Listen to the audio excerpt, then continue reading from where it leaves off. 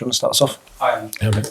I think you were in Yoga Harmer when the Super League came up in April 2021. What was that like for you watching from afar, particularly the protests from the fans outside Stamford Bridge? What was that like for you? Yeah, I know you're testing my memory, mate. Was I Yokohama or Celtic? I don't know. April 2021. Yeah. Was it? I was still Yokohama. Well, there you go, mate. I can't remember where I was. Fair reflection of where I'm at. Look, like I said, I think the biggest thing, and maybe it surprised some people, didn't surprise me, was I often think, like I said, these decisions are made in a room with some people who are fairly detached from what the real football world's about, and then they think it's a great idea, and then they walk outside that room and, you know, they're faced with reality. And I think the one thing that whole period showed us was, I think, because we were just coming out of COVID, I think, at the time as well, was that without the fans, you're struggling. You're struggling for anything, because it was still being shown on TV, but no one can tell me it was the same product.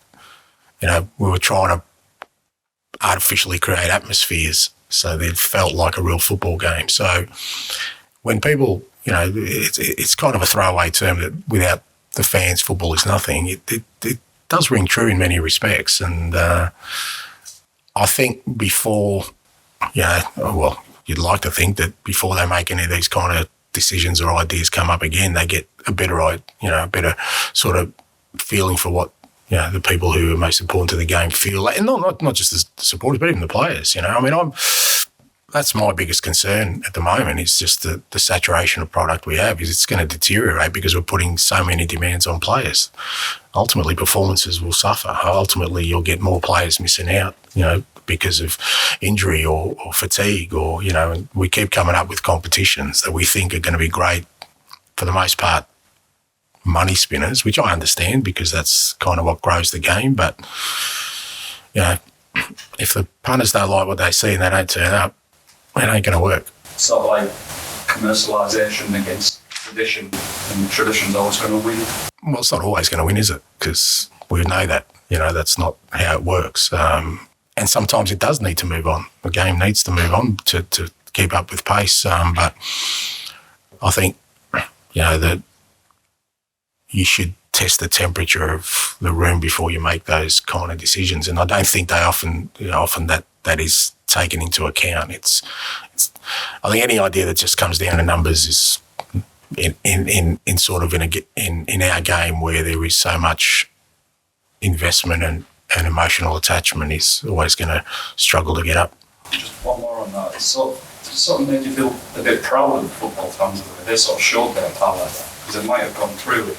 Fans didn't show. Yeah, I don't know if proud, but, you know, I love the fact that power to the people, mate. It's good, you know. It's good that people still have a voice, you know. It's what life's all about. So I thought it was great. And just following on from what Kieran was talking about, do you detect this? I think we can all feel almost like a fear in communities, football fans, that somehow the league's going to be taken away from them, everything's going to be broken, really, destroyed. And I do think there is that fear that money and powerful people might maybe try and keep forcing that. Do you sort of get that as well? Is that part of your thinking?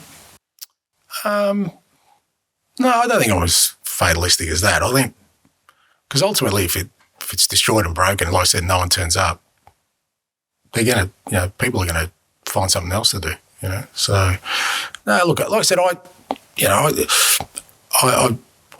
not an expert on the subject, and I understand that sort of, you know, progress is inevitable one way or another as the game grows and the interest grows. But like I said, I think you've got to take all factors into account and not be dismissive of something that doesn't come down to just numbers.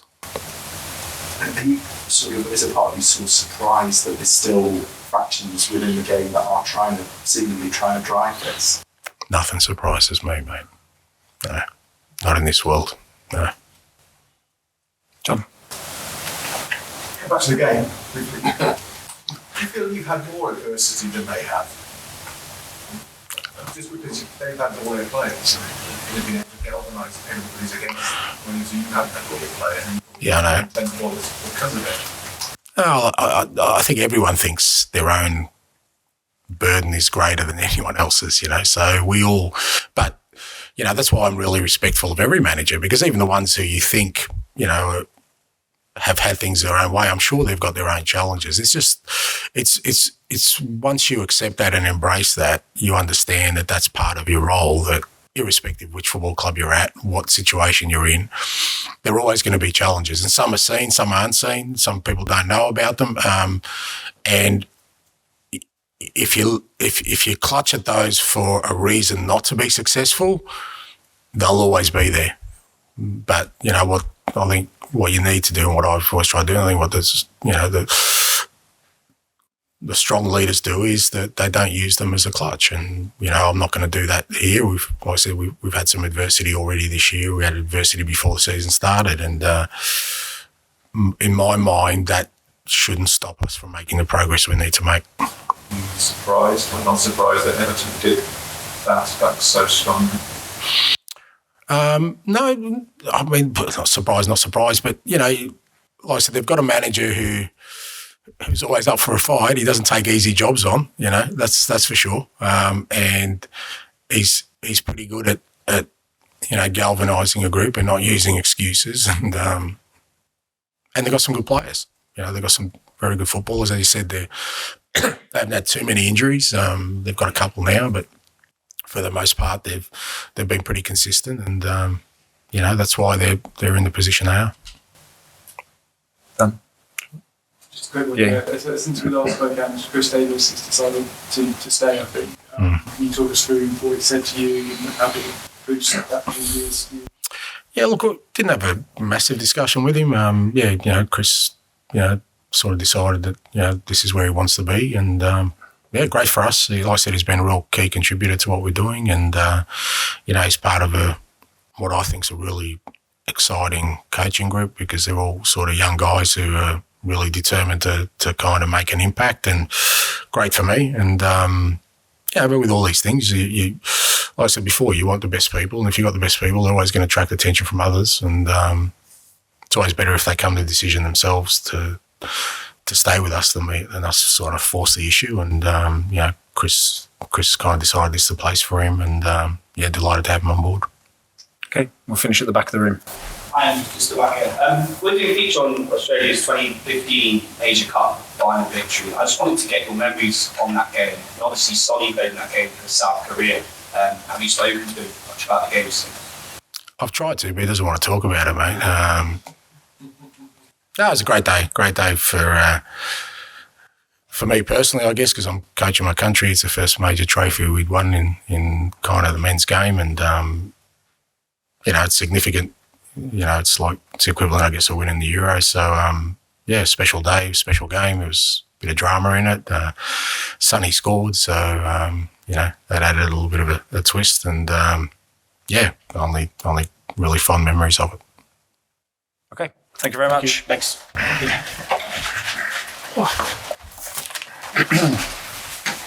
Hey, job. I'm just going to go out to the airport. Thanks.